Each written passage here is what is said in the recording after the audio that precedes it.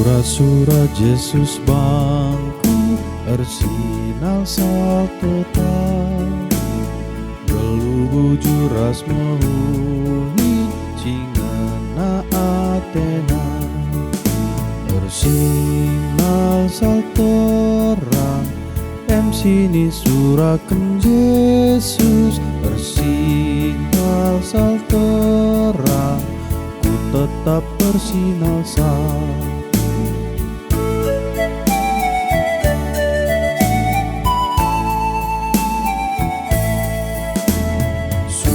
Surat Yesus Kristus nandangi geluku Bahaga turang senina si sampat-sampatan Ersinal salterang sini suraken Yesus Ersinal salterang ku tetap bersinal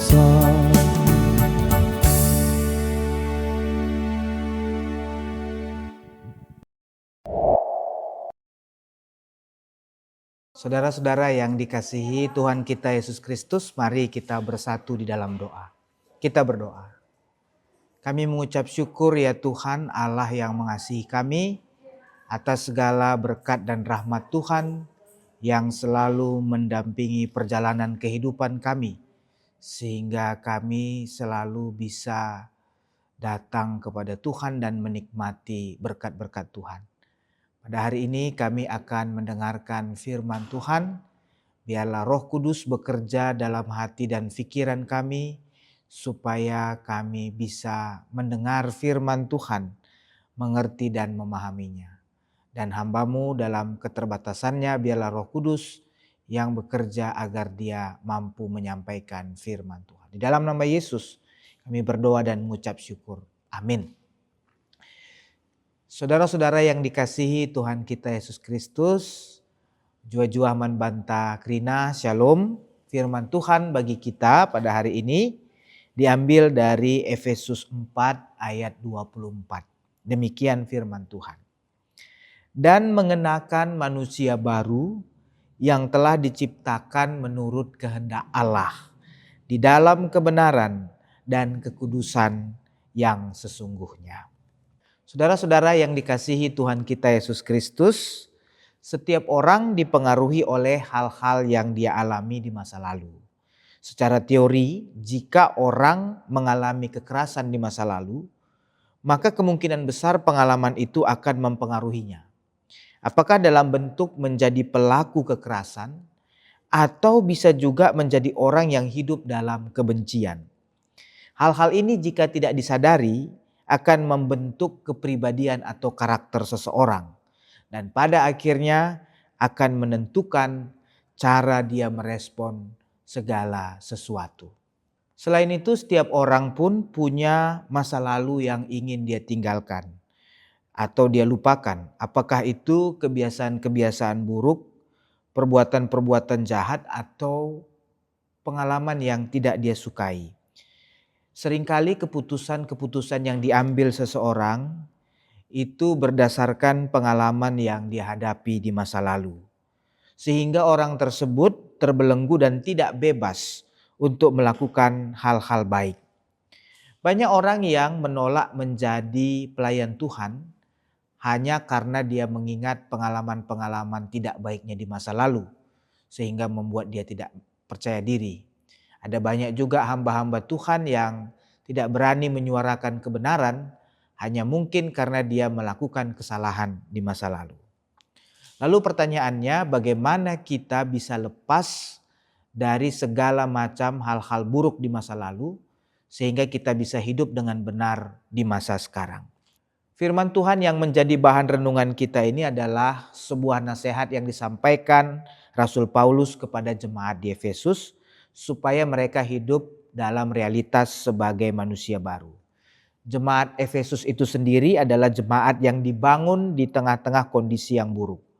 Kota ini merupakan pusat penyembahan Dewi Artemis, yaitu Dewi Kesuburan. Dan kota ini menjadi tempat peziarahan banyak orang dari luar kota Efesus untuk beribadah ke kuil Artemis.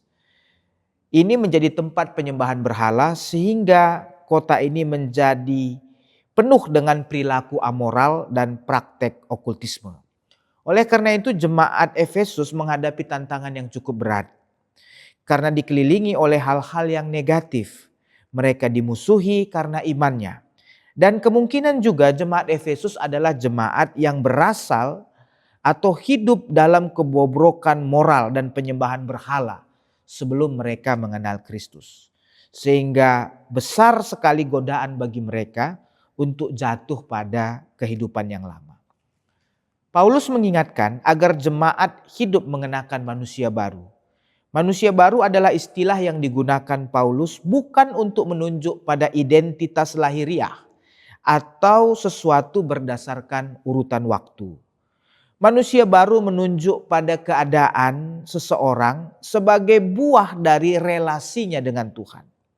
Jadi manusia baru adalah manusia yang telah mengenal Yesus Kristus dan hidup di dalam Kristus. Pengenalannya akan Kristus memperbaharui hidup seseorang yang membuatnya mampu untuk hidup dalam kebenaran, mengasihi dan menjalankan segala kehendak Allah.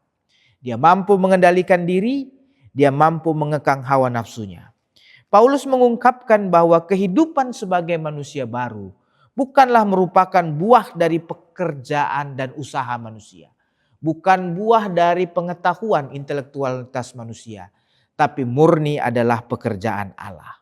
Paulus juga mengungkapkan gagasan mengenai manusia lama yang menunjuk pada kehidupan jemaat yang belum mengenal Kristus, yang hidup dikendalikan hawa nafsu, hidup dalam berbagai macam kecemaran, iri hati, kedengkian, dan segala macam hal yang bertentangan dengan kehendak Allah. Paulus mengingatkan bahwa apa yang bisa membuat orang percaya lepas dari hal-hal yang kotor, bahkan dari kebiasaan buruk yang membelenggu hidup mereka untuk hidup kudus dan benar, adalah kesatuan dengan Kristus. Jadi kita bisa lepas dari masa lalu kita, dari hal-hal yang buruk, bukan karena kepintaran dan usaha kita, tapi murni karena relasi kita dengan Tuhan dan oleh karena pekerjaan Tuhan.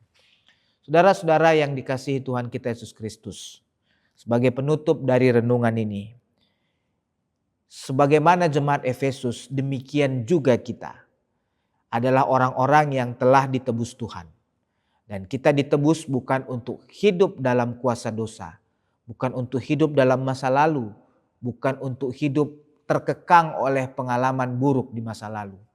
Tapi kita hidup untuk memuliakan nama Tuhan. Lalu bagaimana itu bisa? Paulus mengatakan, kenakanlah manusia baru. Hiduplah dekat dengan Tuhan, bangunlah relasi yang intim dengan Tuhan, maka kita akan menjadi baru dan mampu untuk melakukan kehendak Tuhan. Amin. Mari kita berdoa.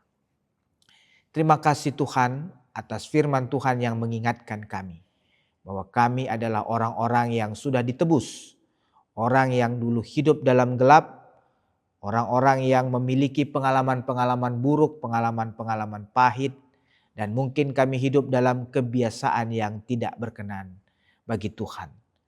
Tapi kami percaya bahwa Engkau telah menebus kami, sehingga kami harusnya tidak lagi dikuasai dan dikehendalikan manusia lama kami. Dan kami berharap Tuhan, belas kasihan Tuhan dan kuasa Roh Kudus selalu tinggal di dalam kami, supaya kami semua bisa hidup seturut kehendak Tuhan. Dan semakin hari kami semakin diperbaharui hidup sebagai manusia baru. Ini doa dan permohonan kami, biarlah satu hari ini dan hari-hari ke depan kami menjadi manusia yang merdeka dari kegelapan, dari dosa dan kebiasaan buruk, dan hidup sebagai manusia baru yang mengenal Kristus penuh kasih, manusia yang telah ditebus. Di dalam nama Yesus kami berdoa dan mengucap syukur. Amin.